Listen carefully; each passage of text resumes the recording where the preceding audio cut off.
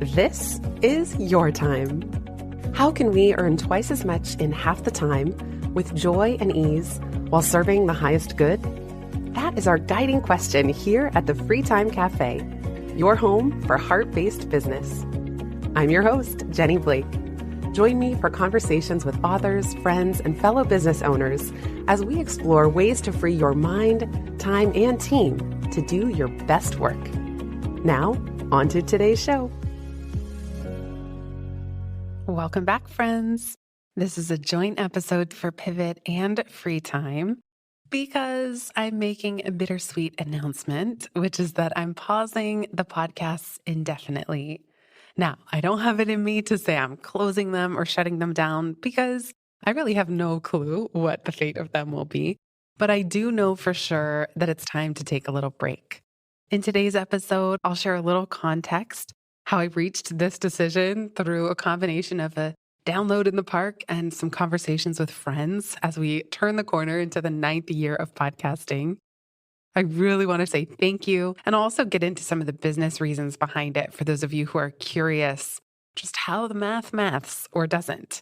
And then some ideas about what's next, even though I have no clue. And that is part of what I'm calling my quiet sabbatical that starts now as I pause these podcasts. I encourage you to stay subscribed because I will not be able to resist having conversations with friends, hitting record, and even doing more live events and live tapings for paying subscribers at Substack. So if you want to join any of my 3 Substacks and keep in touch, if you're not already, visit substack.com/@JennyBlake. And there you can stay in the loop on Pivot List twice a month. Time Well Spent, that's the free time newsletter that goes out 3 to 4 times a month. And then Rolling in Dough, which is where I talk about all my divine disaster diaries of my 13th year now of running a small creative business.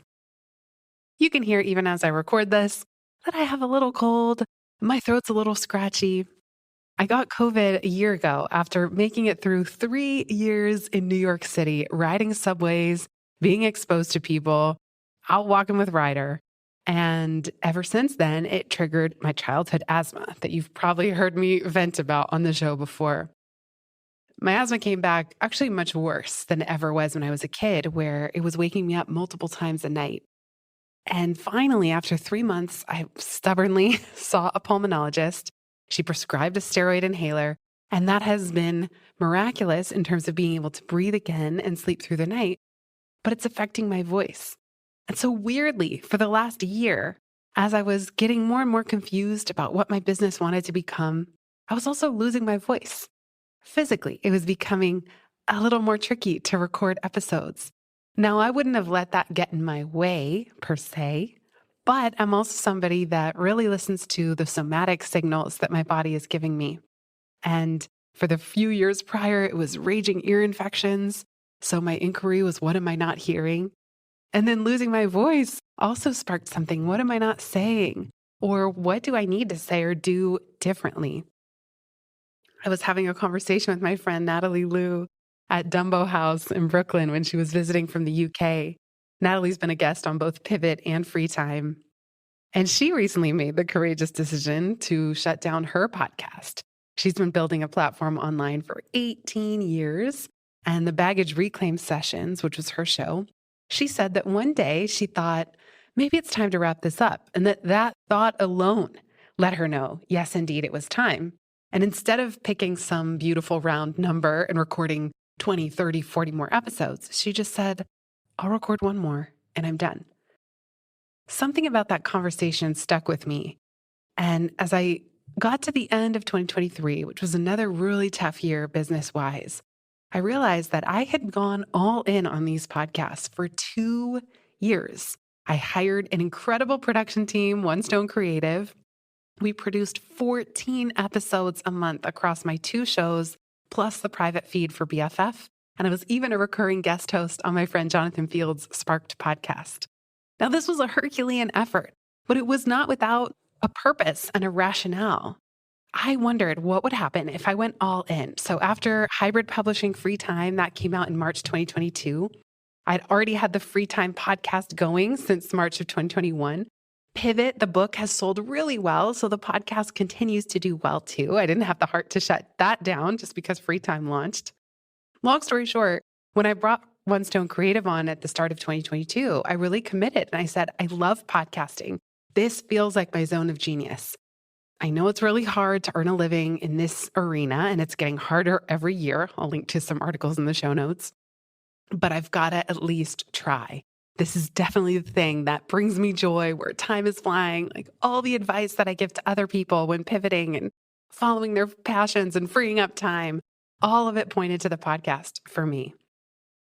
But after 2 years and going full steam ahead, going all in, 14 episodes a month, like really trying to get the numbers up to the point where I could even be represented by an ad agency, I had to face cold, hard facts.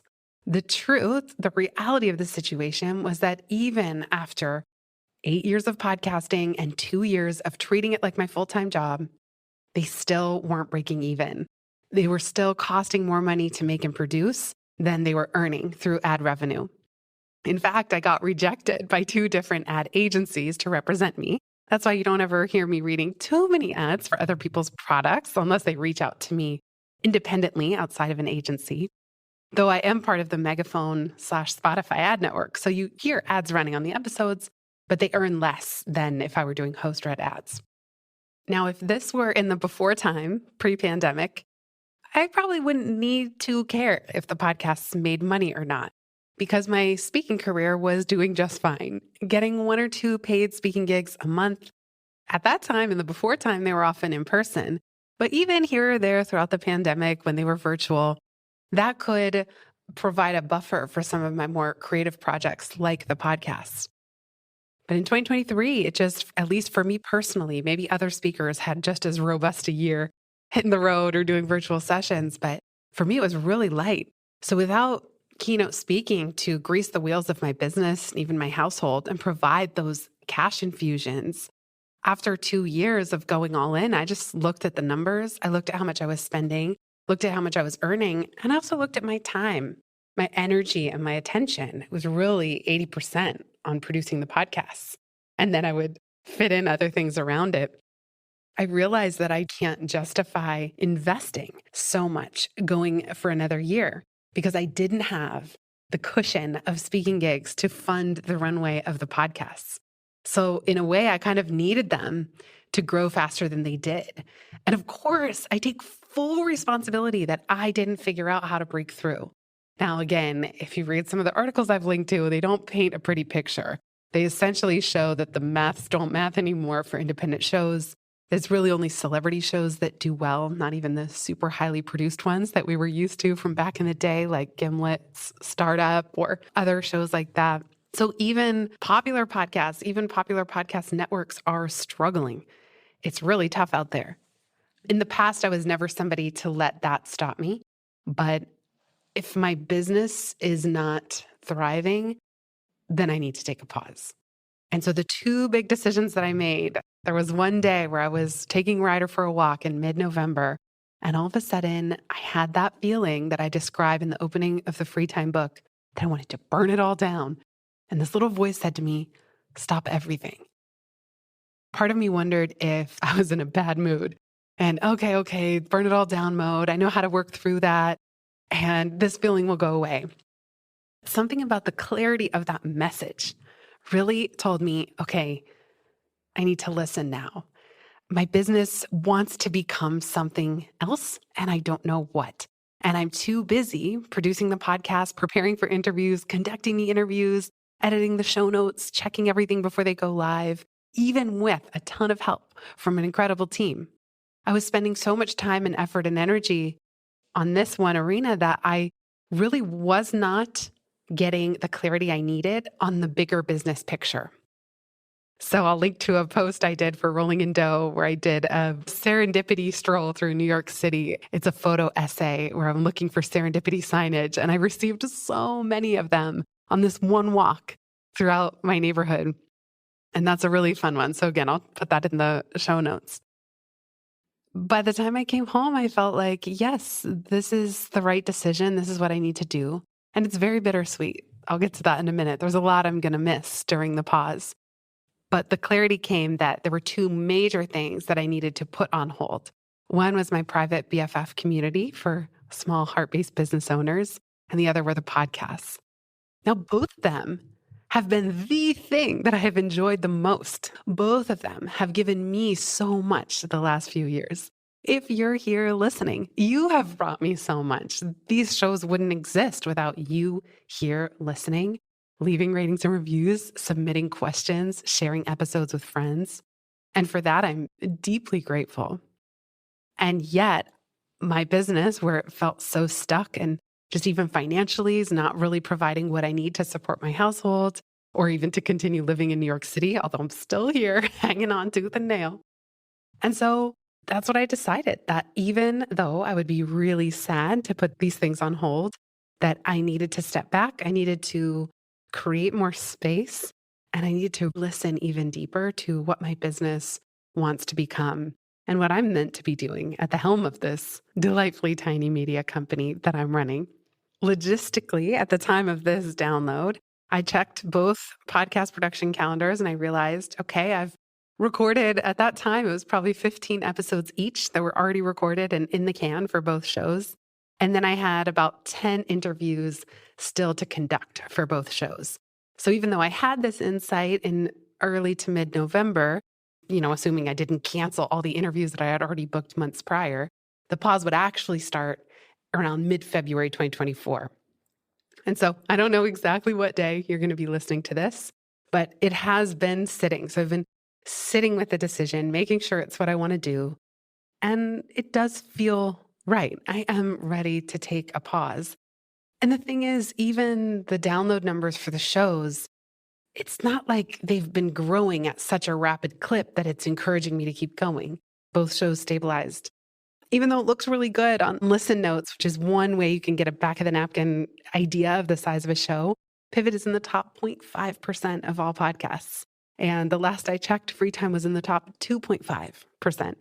Free Time was nominated for a Webby in the business episode category. Free Time won 2 W3 awards, 3 actually. Silver for best host and gold for best podcast in the business category. Again, Pivot has been around. This would be the 9th year of the show. Pivot has over 360 episodes. Free Time has over 260. I can't even do math that quickly. But that's over 600 public episodes and another 100 that I had done for the private BFF community. That's a lot of content. The fact that they didn't grow fast enough, to be honest, I'm not trying to make excuses. I probably needed to spend a lot more on paid advertising than I did, which was only tiny little experiments here and there. But I didn't have the extra money. I was already struggling to stay afloat because I wasn't doing much speaking. I lost a big licensing client. I didn't have it in me to take on coaching clients because I'm going through so much change. So I didn't want to take the risk of throwing thousands and thousands of dollars at advertisements, knowing that it takes time to learn what works. And even that's not guaranteed. So I didn't do the things that I probably quite needed to do to get them to grow enough. And that's definitely on me. But I also think that if I'm being really honest with myself, if the shows were good enough, they would have had more listeners. And I'm not saying that. I'm not fishing for compliments. This is not an audio thirst trap. I'm just saying that I do believe that if things are unique enough and high enough quality, that people cannot resist but to tell their friends.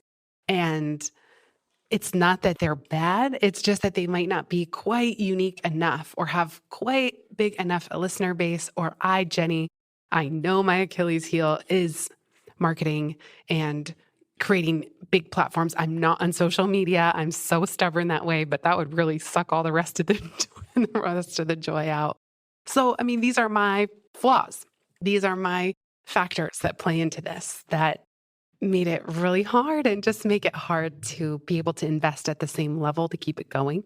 And not only just needing clarity on what my business wanted to become, but I was starting to feel, especially with Free Time, but also with Pivot, that I had said a lot of what I wanted to say. I was getting more and more stuck figuring out what I could share in solo episodes.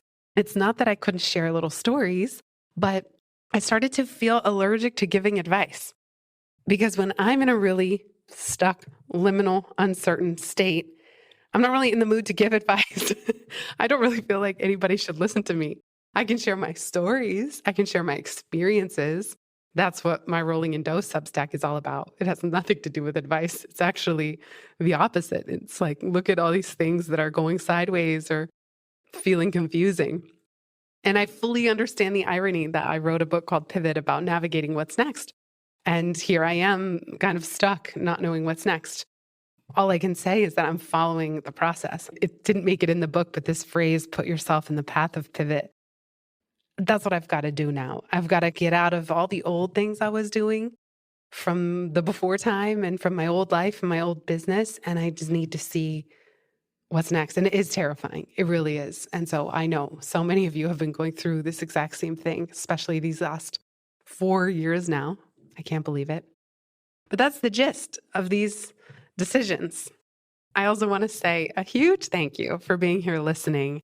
I was very excited to unwrap my Spotify Wrapped for both shows. They did them for podcasters this year, maybe for the second time, but I missed the previous year. And so I want to give a quick shout out because this was one of the things that gave me FOMO, that if I stopped publishing, I felt so bad for the top listeners. Now, these statistics are only for people who listen through the Spotify app, of course, not if you listen through Apple Podcasts or Overcast or Pocket Casts or anywhere else. But just from Spotify alone, Pivot, there were 681 of you for whom this is your top 10 podcast. There were 373 who this is your top 5. And there were 65 people who this was your number 1 show. It just blows my mind. I can't even imagine one person having this as your number 1 show for Pivot, let alone 65. And then for Free Time, there are 423 of you who it's in your top 10. There are 247 for whom it's in your top 5 podcasts that you listen to on Spotify. And then there were 57 where Free Time is your number 1 show. And again, totally blows my mind that of everything out there that you could listen to, all the celebrity shows, all the big network shows, all the big business shows, Free Time makes the top of your list.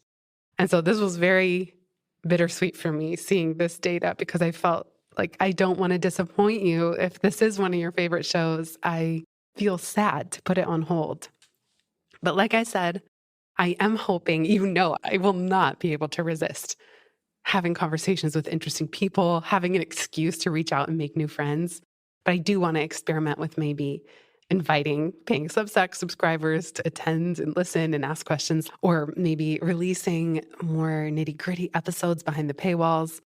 We'll see. I mean, there are definitely ways to still have fun with this, and I got to shake it up a little.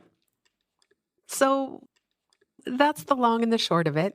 You can hear that it's kind of a jumble of emotional reasons, business reasons, financial reasons.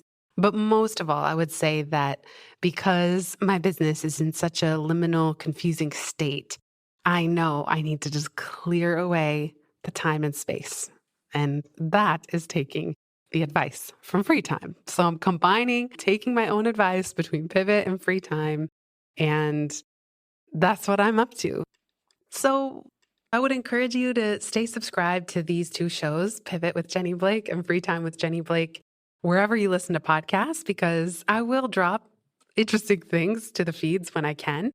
And I don't know, I was thinking if I return, maybe I would experiment with seasons, which I've never done, where I would batch record episodes, maybe in one quarter or one season of the year, and I would release them in the next. And that would allow me to pick like 10 fascinating people, maybe even along a theme, record them in the same batch of a couple weeks, edit them in the same batch of a couple weeks, and then they could drip out over 10 weeks or something. And then I could take a break. And maybe the seasonality of that would be fun. I mean, up till now, I've had a blast doing so many every week and every month. I've met so many friends, and I love connecting with you who are here listening. Stay subscribed both to the podcast and again to the Substacks, because I do want to do things that might not go live on these feeds, but would be fun opportunities to interact and talk to cool guests with me. The Substacks are at substack.com/@JennyBlake. And I'll put any links to things that I've mentioned in the show notes. Thank you again for being here. Thank you for listening to this. And I really do hope to see you soon. I just don't know exactly when. Wishing you all a wonderful day, week, month, year, and let's be sure to keep in touch. If you've listened this far, you get a gold star. Thank you. Word of mouth is the most joyful way we can grow this show, and it helps us land interviews with the luminaries and insightful guests that you would most love to hear from. Please send this episode to a friend who might find it helpful. And for show notes and related links from this episode, visit itsfreetime.com. While you're there, make sure you're subscribed to the Time Well Spent newsletter. You'll get instant access to my tech toolkit, a continually updated list of all the software I use, along with the total monthly spend to run my business, where no one works full-time, even me. Visit itsfreetime.com/join. Remember, you are running the show. It's time for radical reimagining, and everything is up for grabs. Let it be easy, let it be fun, and build with love.